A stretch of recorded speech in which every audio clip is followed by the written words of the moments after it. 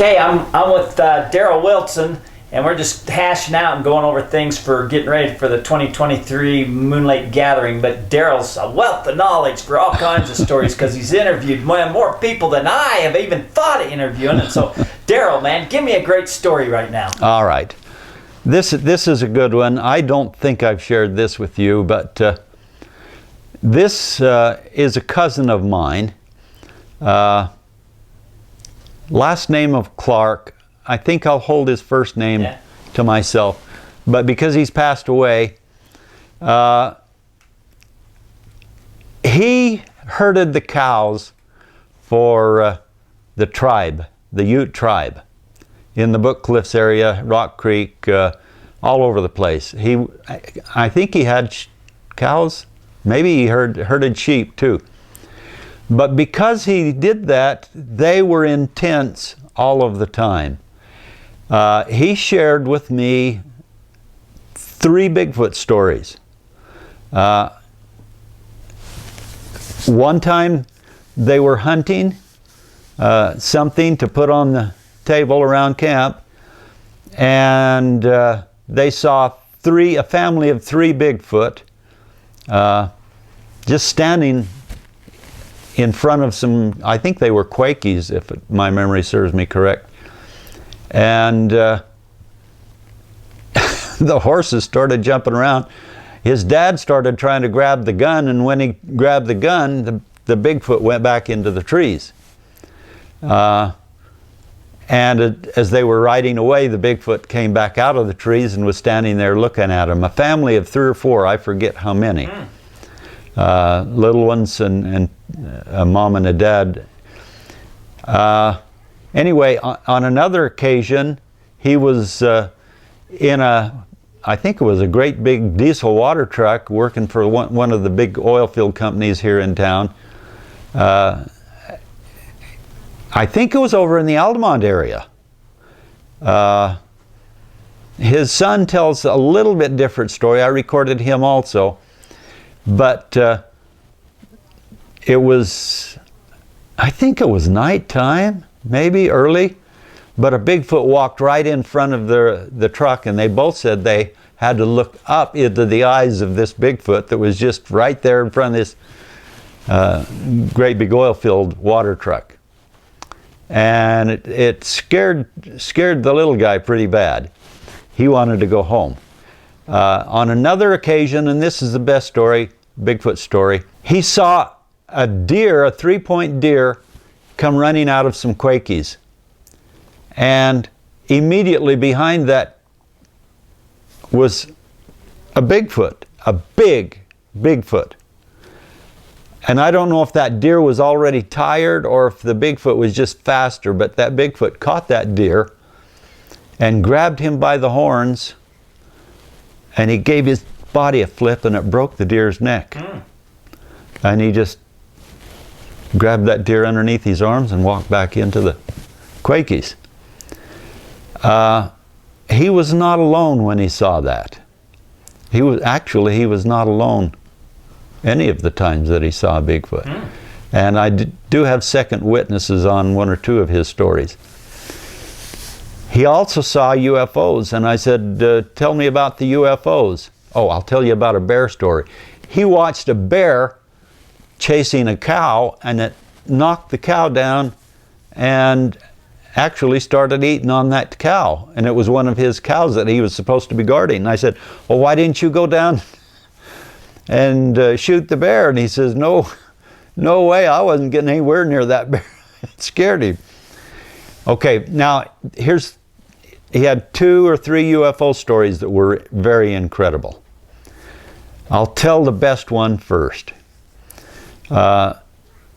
He was at a dance out at the Gilsonite mine, and it was out at Redwash. Anyway, it was out at the mine. They had a place where they could do dances and a live band, and he was there dancing. And they got over at about 12. And he would mingle, and then he had to drive back, I think, to Vernal. And as he was driving back, he sees this UFO flying off to the side, and he's got his eyes on it, and it comes right over the top of him and then flashes this incredible light. And then he has this loss of memory. And he said, the next thing I remembered is I'm driving down the road, and he said the car was driving itself. I wasn't driving it. And I said, wait a minute, what? He says, yeah.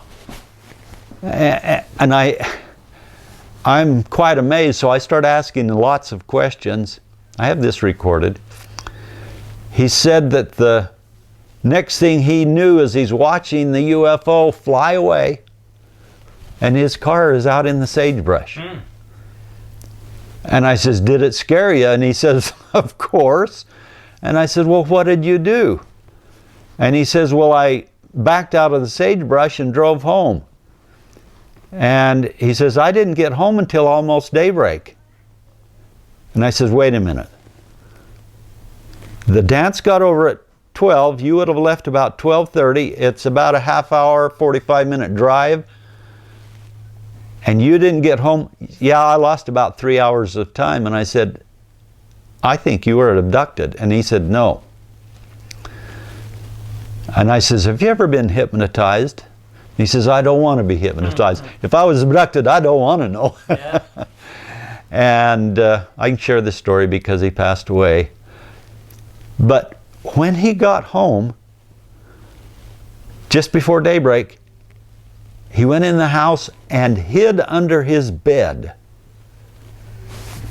until the sun came up, and maybe even longer. That tells a story, you know.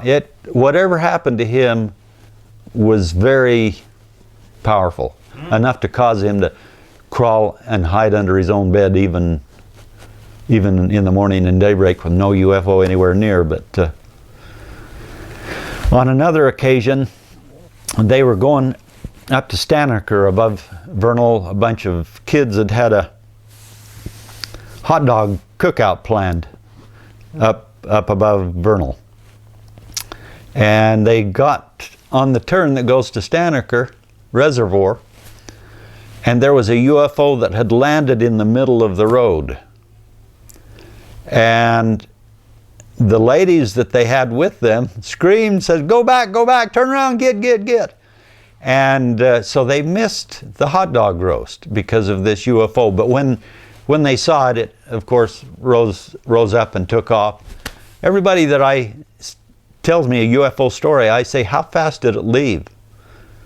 And they always go, whoosh, or whoosh.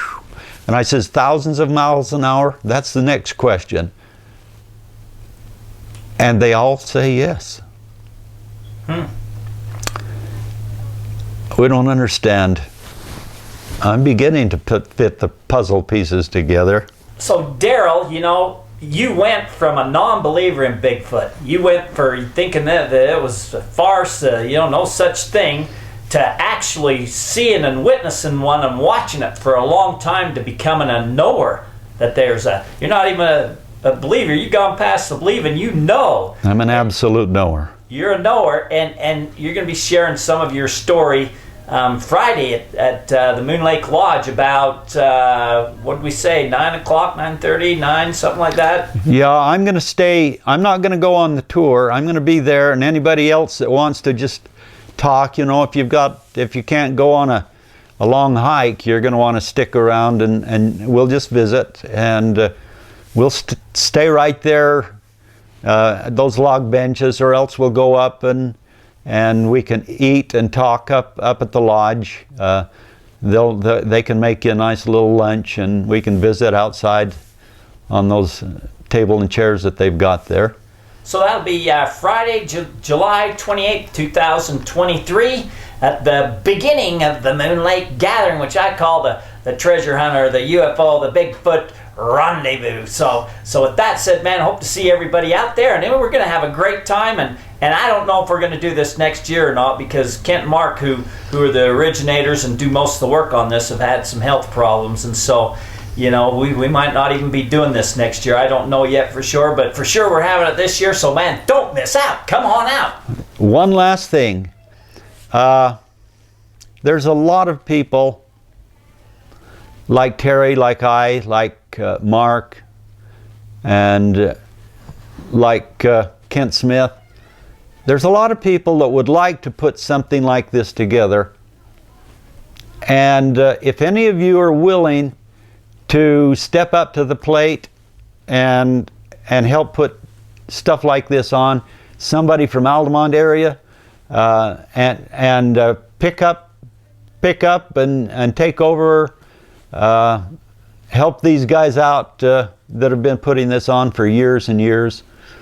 Come talk to us, and we'll see what we can put together. We don't have to stop doing the moonlight gathering. With that said, I just want to say that, you know, Mark and Kent put a lot of work into this, and it's a labor of love, and we don't charge anybody to go to this. Or, you know, this is free to you. You know, we just want to meet the people, hear the stories, and have a great time. However, it costs us money, you know, so people have been generous and donated to help pay for this, and so, you know, it's free to you. If you don't want to pay nothing, if you can't afford to pay nothing, don't. But if you can afford to, and you want to donate, you know, man, we gradually appreciate the donations, but it's to help pay for it, because, you know, to rent the park, to rent the porta potties, for the insurance, the liability insurance, for, you know, the hours and hours and gas mileage, and they don't even, you know, they just pay for that out of their own pockets, you know, but just to help for that stuff, you know, it's appreciated. But if you can't,